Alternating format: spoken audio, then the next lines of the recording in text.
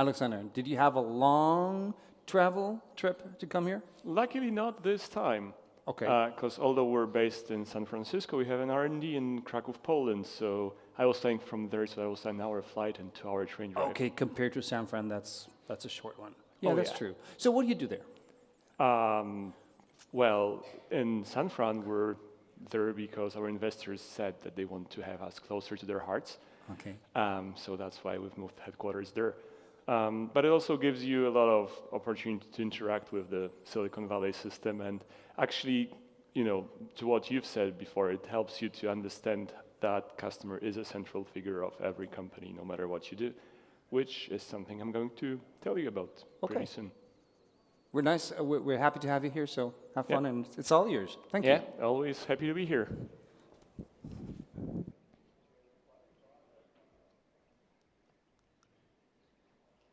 Okay, here we are. So, as already said, I'm Alex. I'm the CEO and the founder of Perfect Dashboard. You may think of us mainly in the context of our first product, WordPress Auto Updater, which I was actually featuring at this stage a year ago.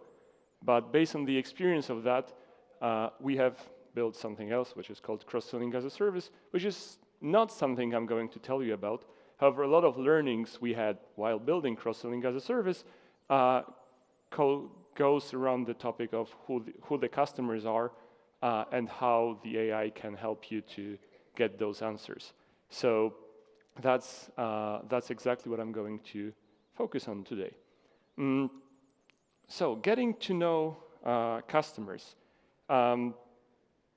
Well, probably if you were on that presentation, you already know that getting to know customers is important, and it is a key thing, because of course, if you've been building your company for years, you have a sense of what works with customers and what doesn't.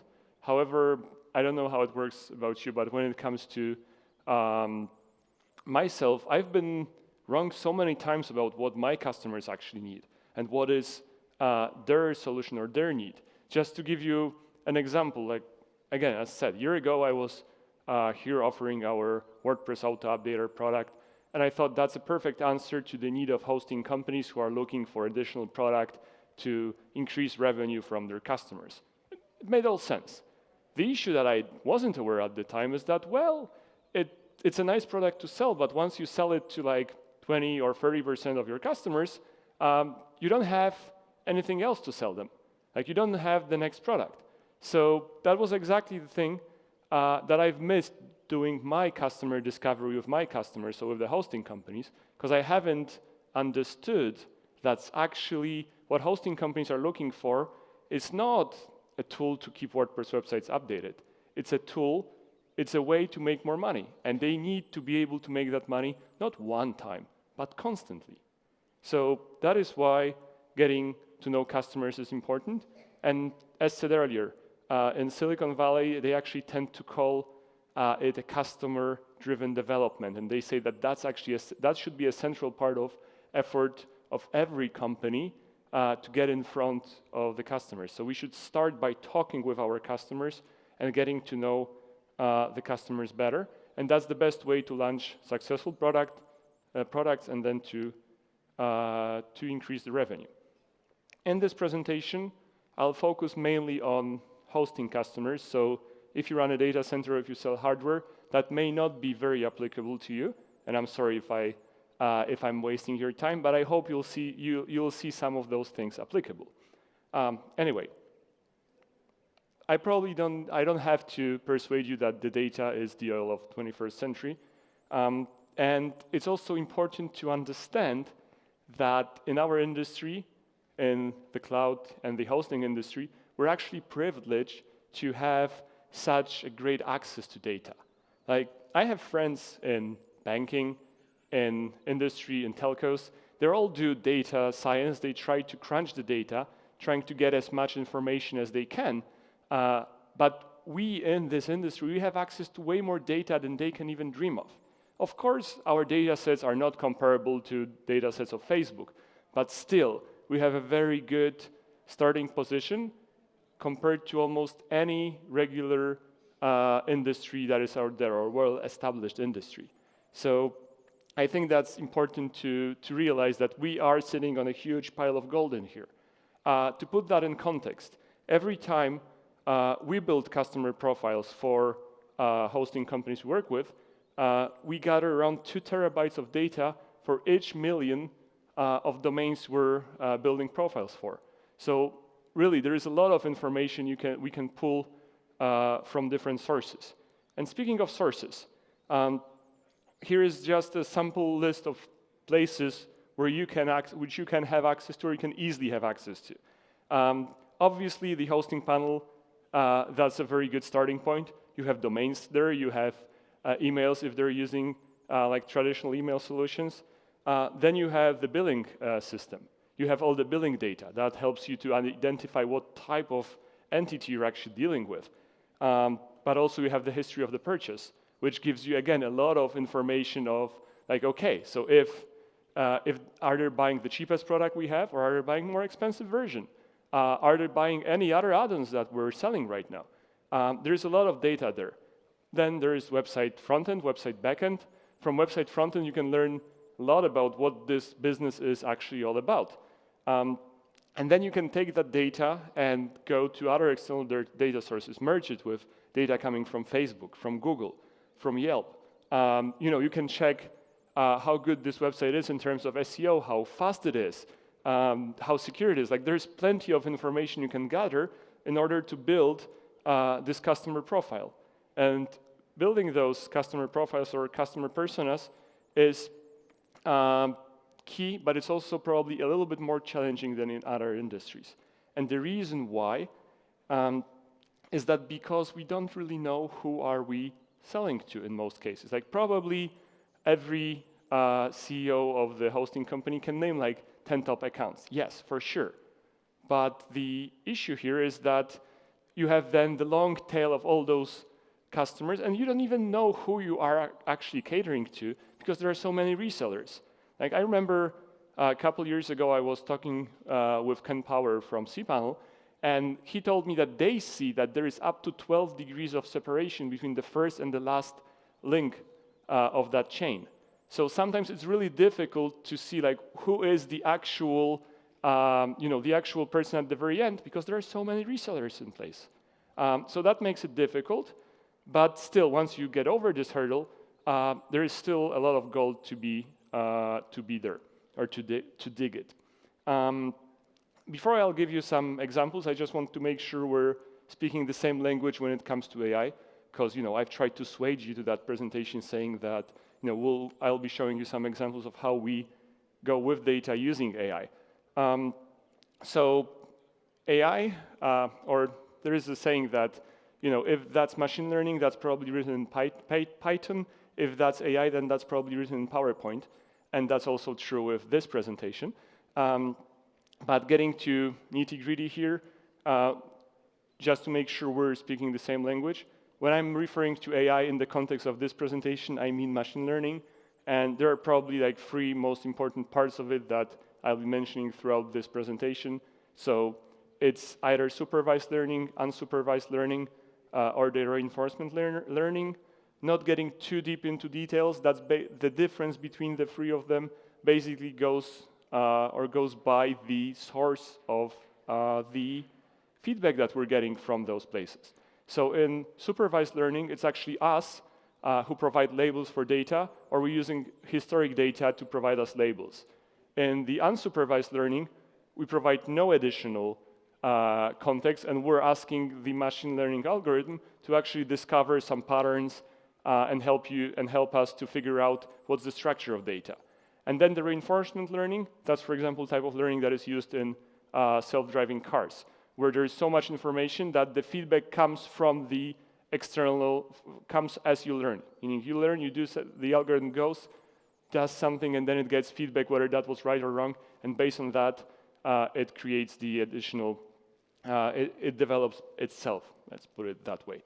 So there is actually a use for all of those 3 types of machine learning in the data analysis for the hosting industry. So whenever I'll be referring to one of those 3, I hope we'll all have the same understanding. what I mean by those things. Okay, so getting to the actual examples that I'm going to bring up today either come from our own experience from cross-selling as a service, or they come from other leading data scientists in different hosting companies who were keen enough to let me use their know-how or their knowledge in that presentation, of course, without naming the company this comes from. So let's start with the first case. So detecting resellers. As said earlier, resellers are a huge problem for the hosting industry in terms of formulating the message. Because if you imagine that you email all your hosting customers, well, the message will go to the small business owners that are, having their restaurants or their flower shops, and at the same time, this will go to, as people from Plesk like to call it, web professionals. So people who are selling this to others. So it's important because those two groups require two different messages. Even if you see the same need, there are different reasons why they need that. So how to actually distinguish one from another? Like how to tell which of those are which? And there is a couple ideas how to detect that. So first of all, of course, you can count the websites. The chart that you see in here, it's the 60,000 accounts that we have recently parsed through, and that's the number of websites. So when you see the first bar is like 0 websites, then you have 1 website, and then the other numbers of websites. So you can see like people who have no website or 1 website, that's definitely a huge part of it. And you can try to stop there and say like, okay, if somebody has 1 website, for sure there are a small business owner. If they have more, then they're probably resellers. But this may not be the case. Why? Because it might be the case that the actual small business owner has an e-commerce website, a blog, and whatever, and just a simple page. And then they have 3 websites, but they're no reseller. They're just having 3 different web entities. In the same time, you may have a web professional managing a VPS for a huge e-commerce store. And in that case, he'll be listed among, in the column with 1 website, but that's not an end user. So this may not work well. So one way to look at it is to actually use AI for that. So a couple ideas here. First of all, things that I really like to do is you can look at what's the email address of the account owner, and you can look what's at the domain of the email address, as long as that's not gmail.com or something generic. Because if you see that there is a difference between the domain used for, or if the email belongs to a web professional, then there is a huge chance that this is actually an account managed by web professionals. So while communicating with them, you should be using the messaging that is applicable for web professionals. Then the other idea is that, well, you can look at what are the websites. What are the websites in that account? Because again, there is a chance that especially with those small web professionals, they're just willing to build, they will have their own websites among the websites listed there. So if you'll detect 19 websites there, and one of them will be a website of one web professional, then again, you can easily tell that, well, yes, this account belongs to a web professional, so you should adjust the messaging. And how to detect if the website actually belongs to a web professional? That's exactly where you can use machine learning, especially the supervised machine learning. You can just teach machine learning how to recognize websites that are the websites of web professionals. You can do it either by using text or using image. Surprisingly, what we have learned is that web professionals, for some reason, like blue. Blue is definitely the color of web professionals, but you can also look at the text to figure this one out. Okay, let's go to another example, detecting the size of the company. Again, that's a no-brainer. You want to have a different message if someone is a one-person shop, and you want to have a different message if someone is a large organization. So there's a couple ways you can do that. If they still have an email with you, then you can probably look at the number of email addresses they have. Of course, that won't be the exact number of how big they are, but it'll give you a sense. Like if they have 20 email addresses and 200 email addresses created, that gives you a rough understanding. Well, but if they've moved to a premium email, and they have, I don't know, Office 365 or G Suite, that might be more difficult. But there is a huge chance that actually it was you who have sold them that service. So there is a chance that you actually see the bill, or you can see what's your commission for that deal. And based on that, you can actually reverse engineer how many Google accounts or Microsoft accounts they have. And again, based on that, you can say like, okay, this organization is that big or that small, and adjust the messaging accordingly. If none of that works for you, then you can probably use the name of the company that you have and use it against the LinkedIn API to actually get the size there. Of course, not every organization is there, but it's a pretty big database, and it's an open API, and it actually returns the size of the organization as set by the organization. So combining those three methods, you can get actually a pretty good understanding of what is the size of the business or of the account owner in that case. Okay, let's go to the next example. That's my favorite for today. So we'll be talking about the need analysis. So how to figure out what your customers actually need. And I'm still talking about the web hosting customers. So we call that internally 360 degrees needs analysis because it's a fancy name that VCs like, but it also tells what we actually do, meaning we actually have, we look at those businesses from different perspectives to tell them, to tell hosters what is their needs profile and what are the solutions they need. So let's take a look at the sample result of such thing. So here is the analysis that goes into 6 dimensions. So going from up, we have accessibility compliance, local listing visibility, social media visibility, website maintenance, GDPR compliance, website visibility. So 6 different need categories that we have used here. And the need is scored from 0 to 10, meaning if the need is 0, it means that they don't need anything. If it's closer to 10, it means that their need is higher with that in that particular case. So that's how we do it. Of course, for every need, you need to think of, okay, so how do I score that? Like, how do I score someone's needs for social media, or how do I score someone's needs for website visibility? And that's probably a topic for like 3-hour session more than a 20-minute talk. But probably if you are in this business for quite some time, you already have a pretty good sense like, okay, how could I score this or that? Like, what are the requirements to say that the website is good from accessibility stance? And then you can check automatically for that and build the need profile in that regard. Then the next thing that you could do with that is you could actually combine that with the need profile. With the fulfillment profile of different products. So here, for example, I've put a couple different products. So you can see that we have the need profile of the person, and then we see how different products fulfill those needs. And based on that, you can calculate which of those products are actually the best solution for this particular customer. So instead of selling them one product that will fit them all, you can actually choose which product makes most sense for each of them to buy. And that's basically how you can do the need analysis and then the product matching. To sum it up, I think that hosting industry is not in decline, as many people say. It may need to reinvent itself, but definitely our future is bright because the access to the data makes it bright. And if we make a right use of the data we have, I think we have a huge chance to actually win the ecosystem battle because we know more about our customers than anyone else from the well-established and traditional industries. So I firmly believe that data make our future great. Thank you.